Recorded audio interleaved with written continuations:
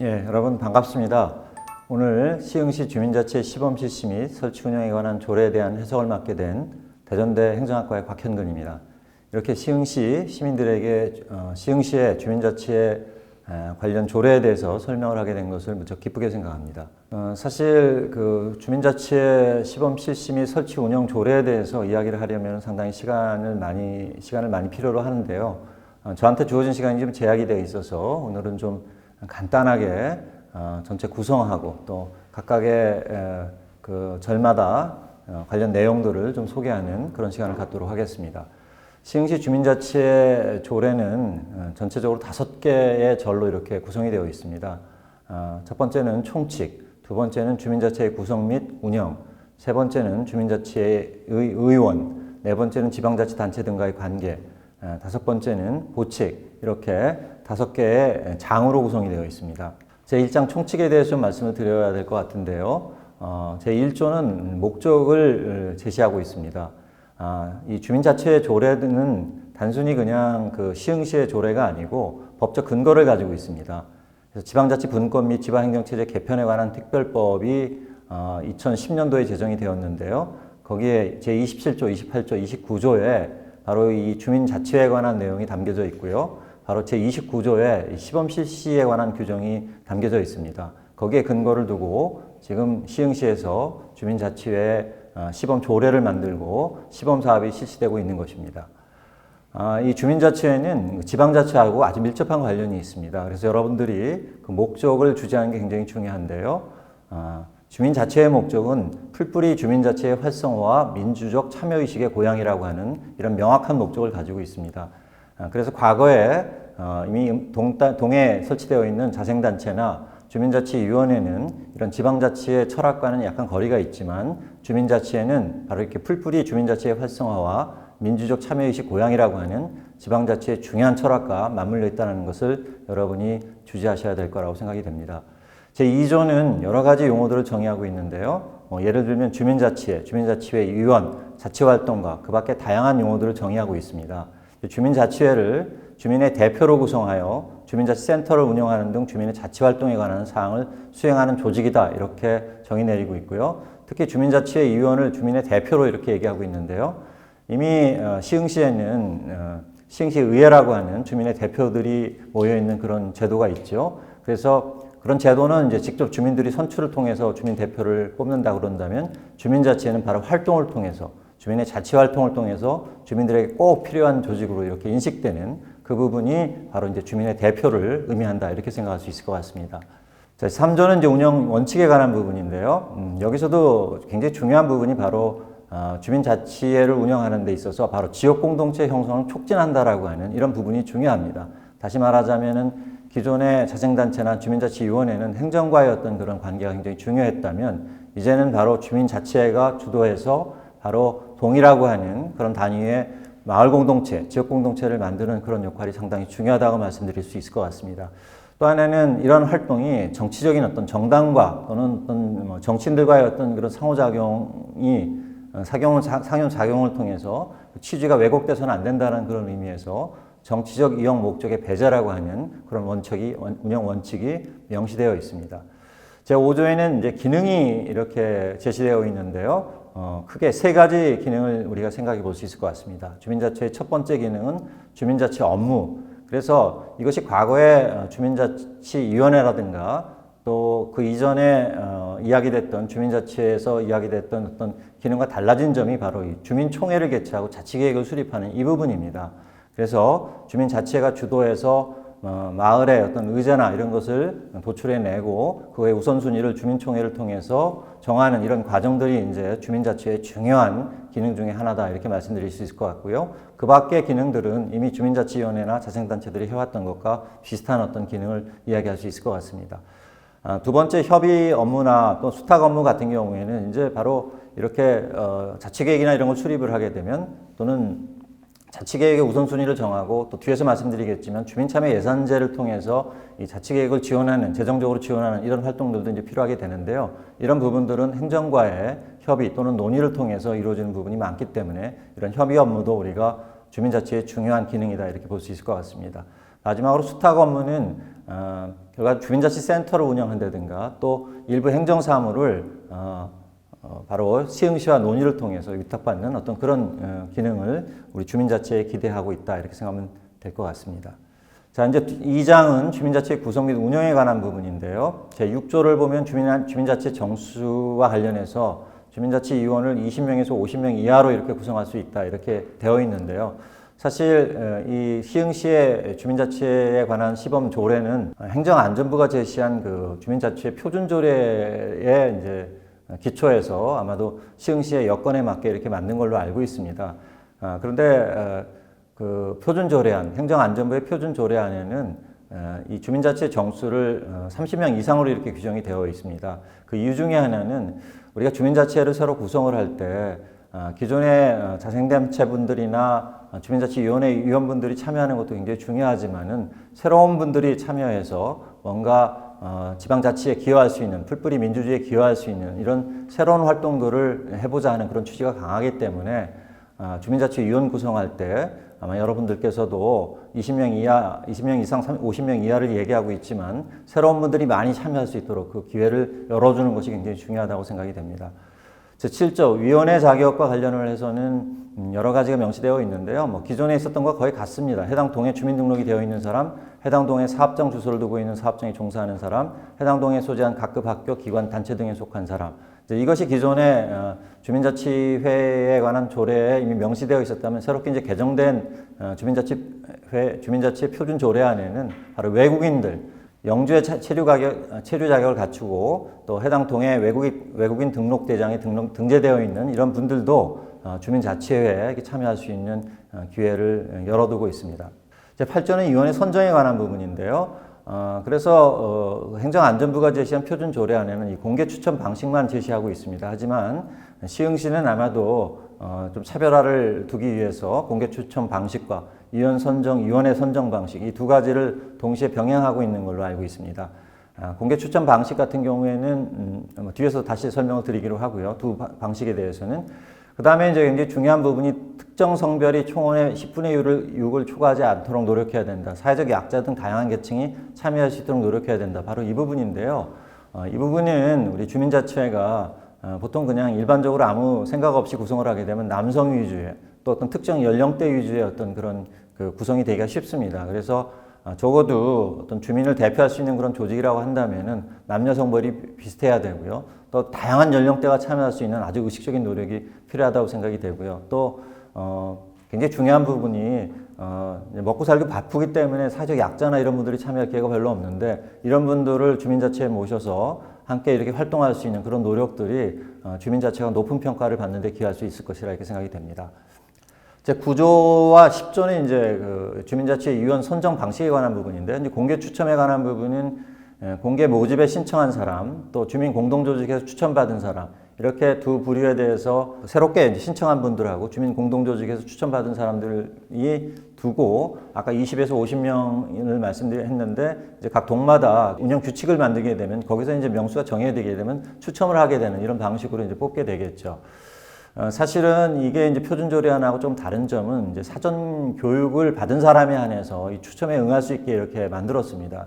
공개 모집에 신청한 사람이나 주민 공동조직에 추천받은 사람 모두 보통 6시간 이상 그 교육을 받고 결과적으로 추첨에 이제 응하게 되어 있었는데 아마도 그 시흥시 같은 경우에는 이 사전 교육의 어떤 그 부분을 사후에 일단 위원으로 선정이 된 다음에 교육받는 어떤 그런 시스템으로 운영이 되고 있는 걸로 알고 있습니다.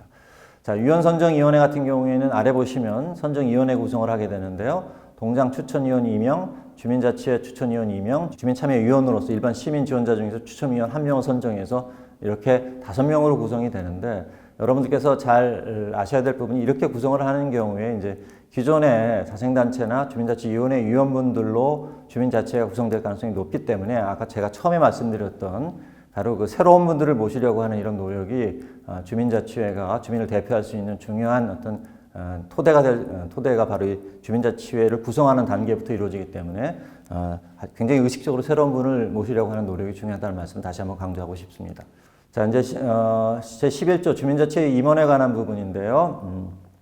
이거는 그냥 여러분이 아마 쉽게 이해하실 수 있을 것 같기 때문에 그냥 넘어가도록 하겠습니다. 그 다음에 이제 15조 분과위원회에 대해서 좀 말씀을 드려야 될 것 같습니다. 분과위원회는 기존에도 주민자치위원회에도 분과위원회가 있었죠. 하지만 이제 특히 이 주민자치와 관련해서 분과위원회는 결과적으로 보면 이제 참여 확대 목적이 굉장히 강하다 이렇게 말씀드릴 수 있을 것 같습니다. 20에서 50명 정도의 주민자치위원이 계시다면은 이분들이 이제 각자 그 분과위원회로 이렇게 소속이 될 텐데요. 각 분과위원회별로 주민들과 했던 상호작용을 통해서 좀 더 많은 주민들이 주민자치회 위원은 아니라고 하더라도 주민자치회 회원이나 분과의 회원으로 이렇게 참여할 수 있는 어떤 그런 길을 열어놓는 것입니다. 그래서 주민자치회가 20에서 50명으로 구성된다고 하지만 실제로 보면 100명이 될 수도 있고 200명이 될 수도 있는 부분이 바로 이 분과위원회의 활동에 따라서 달라질 수 있다는 부분들을 여러분이 인식해야 될 것 같습니다.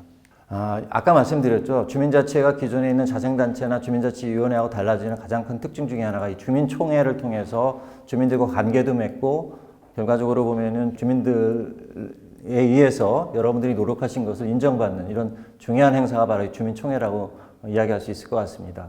주민총회는 지역 주민을 대상으로 해서 연 1회 이상 개최를 하는데 사실은 이제 이 부분이 굉장히 좀 부담이 되는 경우들이 있기 때문에 향후에 아마 시와 또 주민자치회가 서로 논의를 통해서 그 개최 횟수에 대해서는 유연하게 아마 접근하는 그런 방법도 있을 거라고 생각이 됩니다.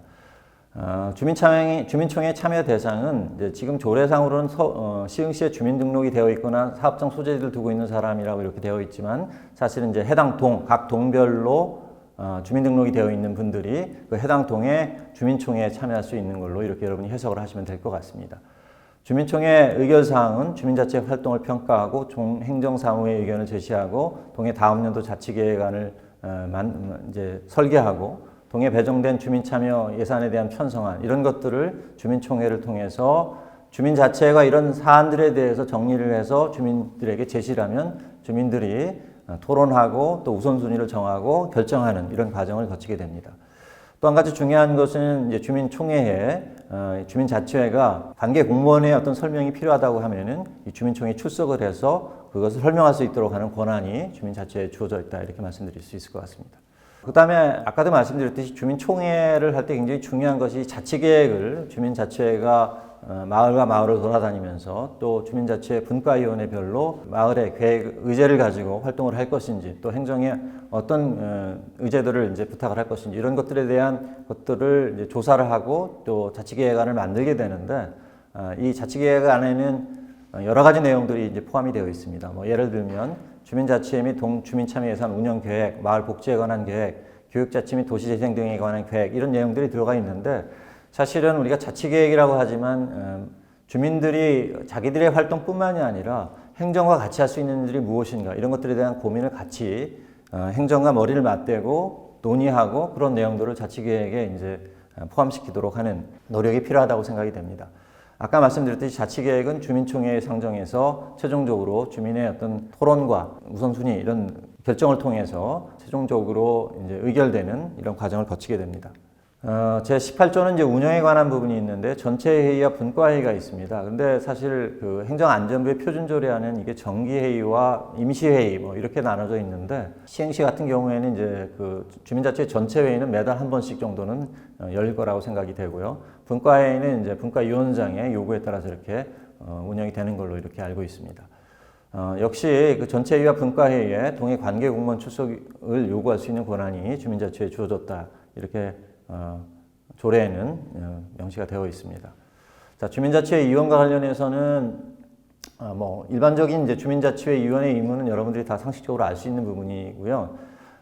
다만 이제 다른 어떤 그 기초자치단체의 주민자치회와 좀 다른 점 또는 행정안전부의 그 표준조례안과 다른 점이 다른 데는 이제 위촉되기 전에 주민자치 활동에 관한 기본교육과정을 최소 6시간 이수를 하고 주민자치위원이 되는데 적어도 시흥시는 그 문턱을 좀 낮춰가지고 주민자치위원이 되고 난 다음에 기본교육과정 최소 6시간을 이수하는 이런 식으로 조례를 이제 제정을 해 놓았습니다.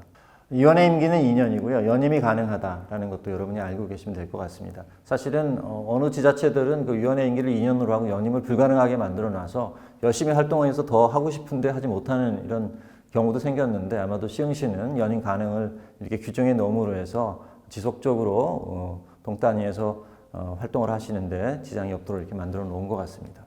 제4장은 지방자치단체 등과의 관계에 관한 부분인데요. 이제 이 부분이 굉장히 중요하죠. 주민자치회는 이제 막 조직이 돼서 나름대로 이제 학습도 해 나가야 되고 시행착오도 겪으면서 이렇게 적응을 해 나가야 되는 그런 단계인데 실제로 이 지방 시흥시의 행재정적인 지원이 상당히 중요합니다. 그래서 그것과 관련을 해서 제24조에 시장은 행정적 지원 및 주민세의 징수액 예산 등을 재원으로 해서 재정적으로 주민자치를 지원해야 된다라는 규정이 이렇게 들어가 있습니다. 그래서 여러분이 내시는 이제 주민세, 개인 균등분을 다 모아가지고 이 부분은 반드시 주민자치의 활동을 위해서 쓰여지도록 하는 것이 지금 시흥시를 비롯해서 전국적인 추세다 이렇게 여러분이 생각하시면 될 것 같고요. 또 이제 여러 가지 주민자치의 활동과 관련해서 행재정적인 지원이 있을 텐데 그거는 아마 좀 참고를 하셔야 될 것 같고요. 그 다음에 굉장히 중요한 것이 주민참여예산위원회와 관련해서 주민자치회가 어떤 역할을 하느냐는 이 부분인데요. 이 부분은 제가 다음에 바로 주민자치 실질화를 위한 환경조성과 관련해서 좀 말씀을 드려볼까 합니다.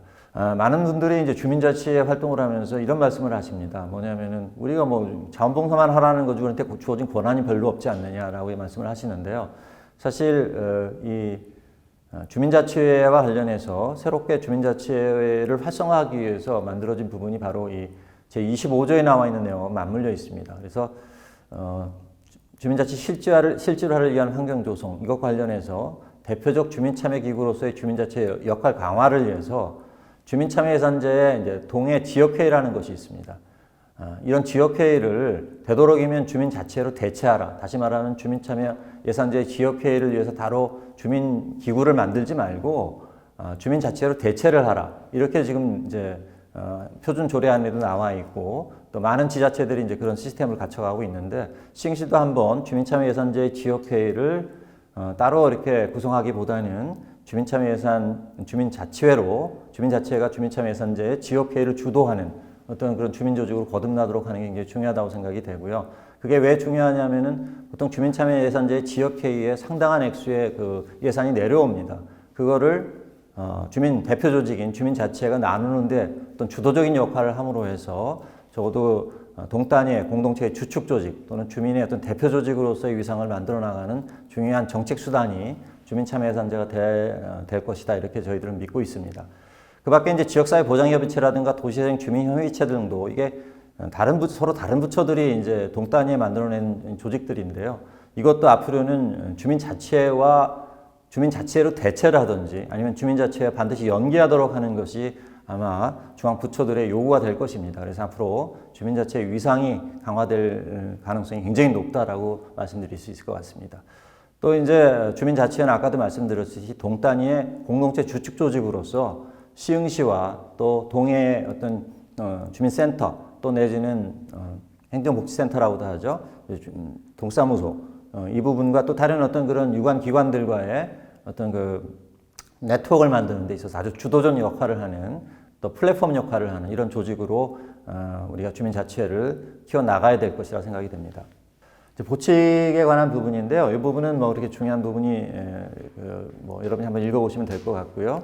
부칙과 관련을 해서 한 가지 꼭 지적을 하고 싶은 부분이 바로 이 동주민자치위원회 정관 재산 등을 승계한다라는 내용이 이렇게 표준조례안에도 나와 있고 시흥시 조례에도 이렇게 명시가 되어 있는데 이게 자칫 이제 주민자치회는 주민자치위원회를 이제 그대로 바꾸는 걸로 생각을 하시는데 전혀 그렇지 않다. 적어도 주민자치회는 자치분권과 관련을 해서 주민 주권을 강화하는 어떤 그런 맥락에서 새롭게 어떤 제도화된다고 생각을 하셔야 될 것 같고요. 또 주민자치위원회와 주민자치가 공존할 수 없기 때문에 적어도 주민자치위원회가 가지고 있는 주민자치센터라든가 이런 부분은 주민자치회가 이제 인수를 해서 위탁을 받아서 또 내지는 행정과 같이 함께 이게 공동 이렇게 관리 운영하는 부분들이 있을 텐데 이 과정에서 주민자치위원회를 그대로 주민자치를 전환한다라고 하는 이런 그런 오해가 이제 생길 수도 있는데 그런 부분은 조금 양해해야 된다. 무슨 말씀을 드리는 거냐면 주민자치회가 성공하려면은 기존에 있는 자생단체나 주민자치위원회 위원분들도 참여하셔야 되지만 또 새로운 분들이 들어오셔서 얼마나 조화롭게 동단위에서 새롭게 아까 말씀드린 자치계획이라든가 주민총회라든가 이런 것들 잘 활용하셔서 주민에게 꼭 필요한 조직으로 뿌리내리느냐 하는 것이 중요한 관건이다. 이렇게 말씀드리면서 제가 시흥시 조례에 대한 설명을 이것으로 마치도록 하겠습니다. 고맙습니다.